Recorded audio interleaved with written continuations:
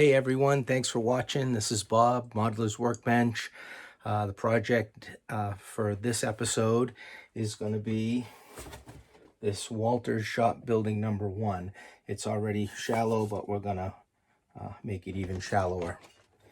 So, well, welcome to the journey on this kit. I'll show you the parts inside and the parts that I really don't like and how we're going to address that. So this is the spot that I need to make a very shallow relief structure. We're only talking a couple of inches here that needs to sit on top of that concrete support there that it was made out of foam. So what I needed to do was come up with some sort of kit bash to put something shallow there. All right, so the Walters shop building number 1, it's already kind of a shallow relief. If you built it as is, it would only be 3¼ inches deep. I actually want it a lot thinner than that because it's going to go in the background. So this is the front wall here. These are the 2 side walls. What I'm going to do is cut just this piece all the way down. So it's probably 3/4 inch maybe. Will be how thick this building ends up being across. So, and here's something that I'm not too happy with this kit. So here are the windows, and they glue in the back of the opening, obviously, right? So that's how they go. And here's the glass, and the glass, the separation of each individual window, though, that's molded. It's raised, but it's molded into this piece here. So unless I use some liquid masking in each one of these to try to, to paint this, I have an idea. I think I might try to dry brush, like just hit the tops of these raised with some paint, and then if any gets on here, I can get in and clean that out. I don't want this to turn out to be a big hassle. It may end up being that. I'm not sure yet, but that's the biggest thing about this kit I do not like. Other than that, I love the walls on these Walters. I mean, they're great to kit bash. So basically what we're going to do is we're going to paint these and paint this first. We'll let it dry, and then we'll kind of do some brickwork paint, and then we'll do a mortar on that. And when all that's done, we'll get these windows in. So that is the project. All right, the first thing I'm going to do is cut these pieces off here. One side has got an angle and one side is flat. This flat side is the side that I need to put against that front wall. I set this stop here just to cut it close as I possibly can. I can always fix it with a piece of sandpaper, get it close. This is square, using a little square. Now we'll run this through. It should go pretty effortlessly. It's a little loud, this little saw.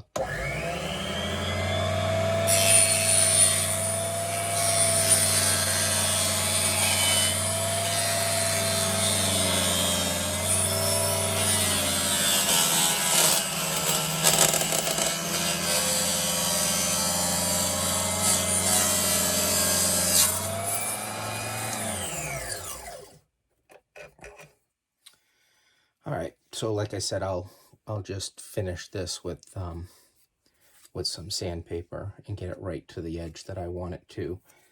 And yeah, this piece will end up going here. I am going to cut this down though. So, well, that's the next step. All right, so I have those strips cut and glued to the sides. So as you can see, this is a pretty shallow relief background building, but that's what I need for this spot that it's going to go into. The next step here is going to be painting the front of this, and we're just going to use rattle can paint for it.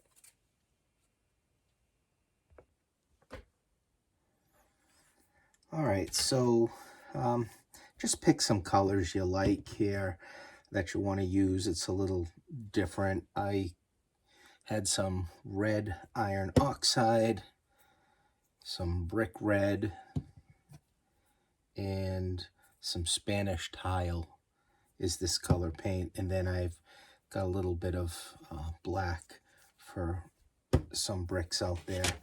So I think what I'm going to do is start off with the red iron oxide, just a little bit.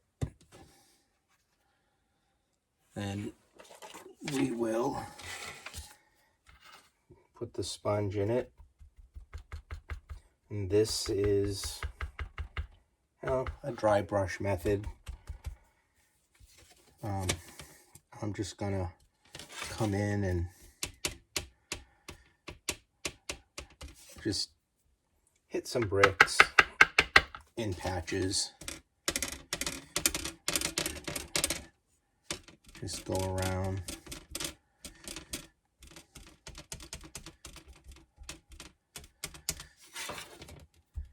I mean, is it really gonna show up as good as if this was a foreground building? No. But I usually go the extra mile on doing stuff like this just so it doesn't look so uniform.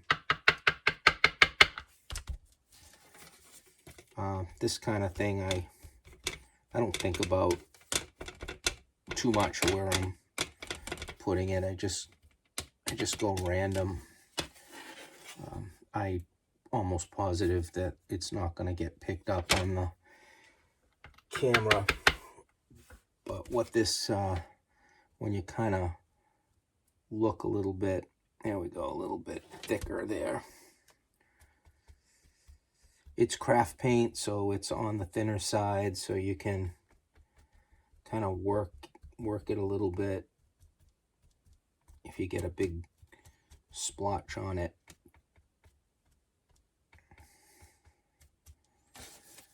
All right, I think we can, I don't know if we can start to see what's going on here with the colors. When you kind of look at it a little bit of an angle, you can see some changes in the color. I think the biggest thing with this is that it's going to break up the uniformity of the bricks. I'm going to hit it with this red iron oxide. I'll hit a little bit of brick red. I'll hit it with a little Spanish tile, and then we'll go and pick out a couple of bricks and hit them with the black randomly across. And it's all going to be just sponge method. And then we'll see what we come up with when we're done. All right, I sponged some of those different colors, just a light effect. And then with the black, to pick out some random bricks, don't use a paintbrush. It'll just make a mess. Just use a toothpick. Dip the toothpick in the black, and then just you can, with a toothpick point, you can actually just hit some individual bricks. And that's what I did here. So all of those are going to dry. Next, we're going to paint these sills here. They're going to get painted a concrete color. And that means I'm going to put some pieces of tape across those and then paint them that way. So that's what I will do next. Okay, so I taped up beneath these sills here just to make it faster, and nothing worse than getting paint somewhere you don't want it. So for the concrete sills and these caps, I'm using Folk Art chalk paint, and it's kind of rubbed out, but this color is called Castle. I like the chalk paint. It's pretty ultra flat. I've used this before, so I know that it's going to need 2 coats, and then it's going to the whole wall will get sprayed with the dull coat, so then we'll kind of seal it so it won't fleck off or chip off, and it'll be protected when we do our mortar. So using a small brush. The frames are drying. I sprayed them black, so I don't really have one to test it. I'm not quite sure. I can't really remember how the frame comes into this bottom, but I'm going to go ahead and paint this bottom the concrete color, just in case you can see any. I don't really want that bottom to be the red. And it's you know, it's okay if it's a little rough, the paint. It's chalk paint. It'll put a really nice I don't really want to say texture, but puts a nice finish if you want to replicate concrete. Now, if I was I would put more of a texture type paint on it if I was doing like a sidewalk or something, but on a building, I really like this chalk paint for this. So I'm going to paint the sills, we'll paint the caps, we'll let all that dry, we'll do a dull coat spray, we'll let that dry, and then we'll be ready for the mortar. All right, so to do the window mullions here, which are molded in, and as I've said, not really too happy with that design, I ended up using this Craft Smart marker. It's an oil-based paint pen is actually what it says here. I got this at Michael's, and then I just carefully rolled the marker tip along the raised parts of these mullions, and then I sprayed it with dull coat just to protect it, keep it from wearing off if you rubbed it. Both sides of this window material was sprayed with dull coat. I kind of like the fogginess that it gives the window. The window frames here were sprayed with a kind of a black and then a dark rust colored wash just to put on there, just to break that off a little bit. So how these go in is they'll obviously sit in back of here, and then the window glass material will sit in back of that, and that's what we'll get. Just this wall of windows is what I was going after. Now, as far as the wall goes, kind of dab some different colored red and light reds, and then hit some bricks with the black. And then I sprayed it all with some dull coat. You can use any kind of matte spray. The goal here before we do the technique to do the mortar lines is that because this is water-based paint, I've got to protect that from the mortar that I'm going to be putting on here, or it'll just kind of turn pinkish or reddish color, and you don't want that. So spray this all down, let it completely dry, and what I'll do next is show you what I do for the mortar. Okay, so now it is time for the mortar. What I'm using is this Easy Sand 45 sheetrock plaster. It's what I usually tend to keep in the house for wall repair. I don't like using joint compound for wall repair because it just gets mold in it. It takes forever to dry, so I usually just mix my own if I'm going to do a wall patch. So I usually have this in the house. And what I did was I put a spoonful of that plaster in a cup. I put some water in it to make it, well, it's about the consistency of thick milk. This technique, you can go back and put more on if you don't like it, but when you first put it on, just step away from it and let it dry and see what it looks like. It's gonna tone down the color of this brick also and kind of fade it out, which I like. And then I'm just using just an old ratty brush, and I just dip it into the mixture, and I am just going to lay it down so that it gets into the brick. I'm sure a lot of you guys have done stuff like that, this similar in the past, so it's not really any new technique. It's been around for a long time. Some people will use joint compound. I just don't like to use the joint compound. It's thick. I just find the plaster will dry a lot faster, and I get better results. Could you use plaster of Paris? I suppose so. I've never used plaster of Paris. I find it's too weak, and I tend not to use it for anything. I'll opt to use hydrocal if I'm going to make a rock mold. And I guess you could use hydrocal on this too, but hydrocal's a little on the pricier side, and a bag of this sheetrock is relatively inexpensive. And again, you know, you use it for home repair.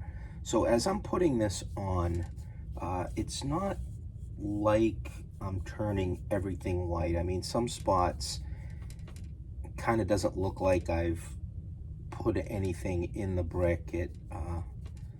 It's just wet. You can just go back and dab some.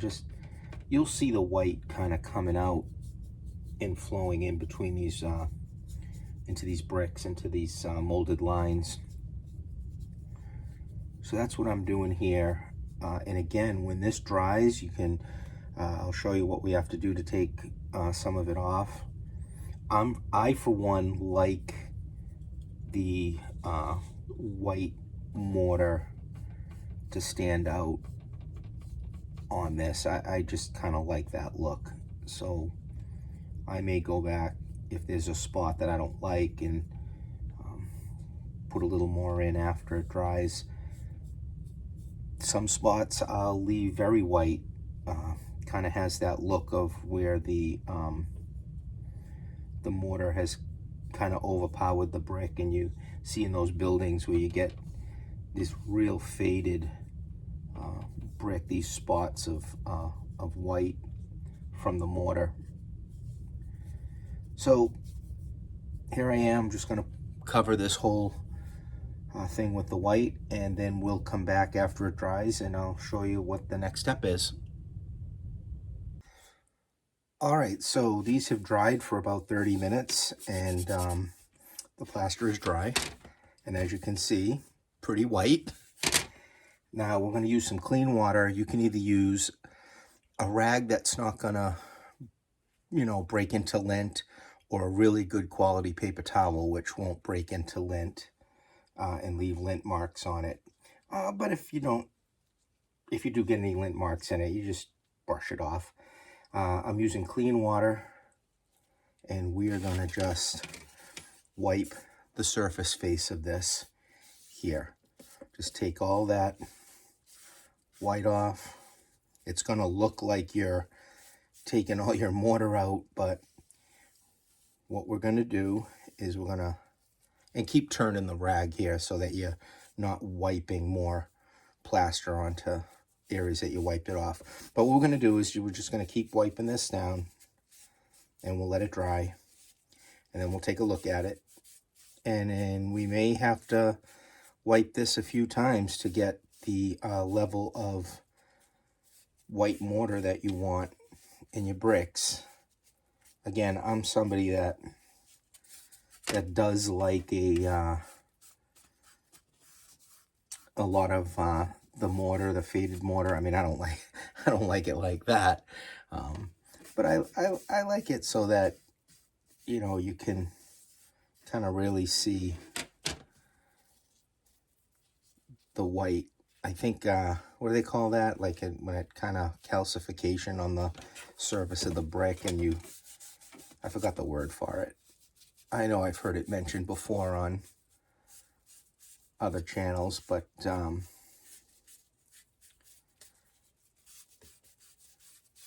we'll just wipe that down. Again, I'm turning the rag. Little pieces of lint here or there, but we'll just wipe that out of the way. We'll get that out. And we'll get that out of there. You can see another kit that I'm working on here where I've been doing some wiping of the mortar.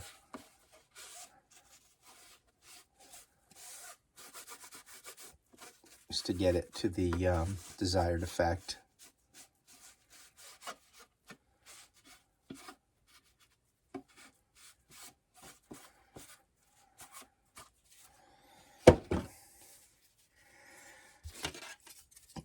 Some of these areas here that are maybe your rag can't quite get into it, you can wet a little toothpick and get in there and kind of wipe some of that out of the way. And that actually works quite well. Just getting into that little groove part, and just pull some of that plaster out of there.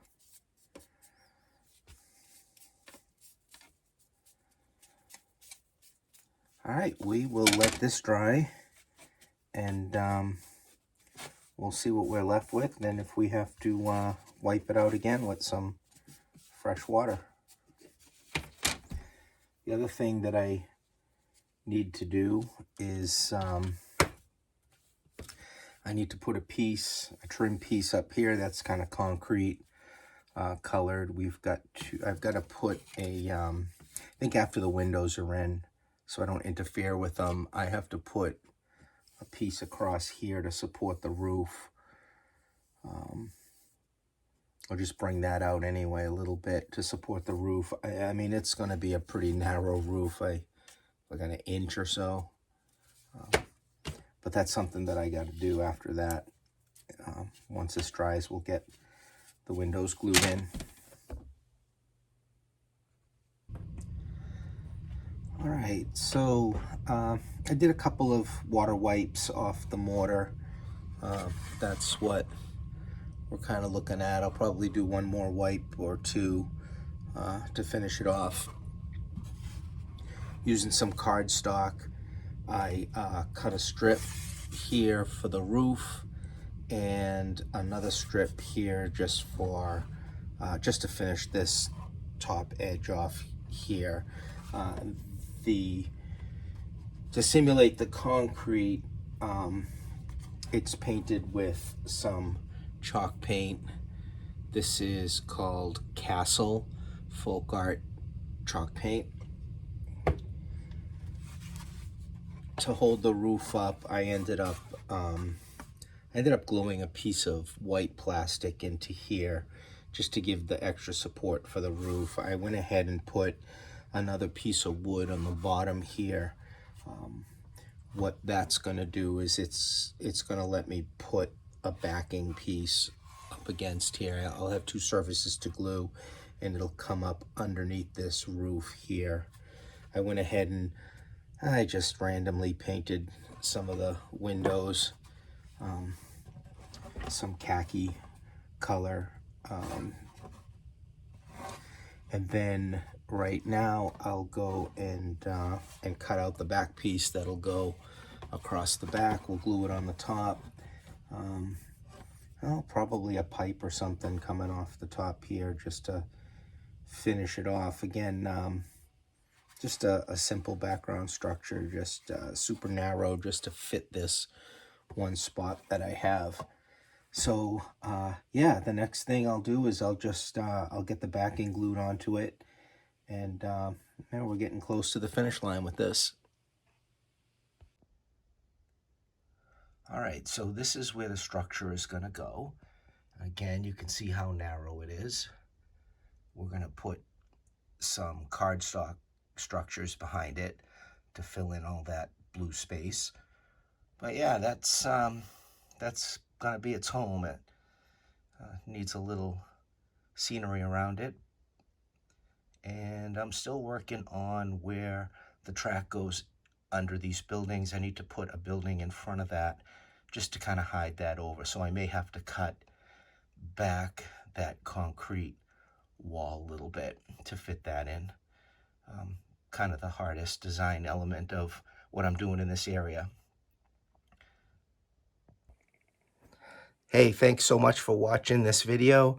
Was a little delay in getting things out because of the holidays, and I'm sure everyone else was busy, but now I've got some time spread out for the train room, and Springfield in a couple of weeks. I'll probably do some video of that also. If you haven't been to that show, you know, at some point, put it on your bucket list and head out.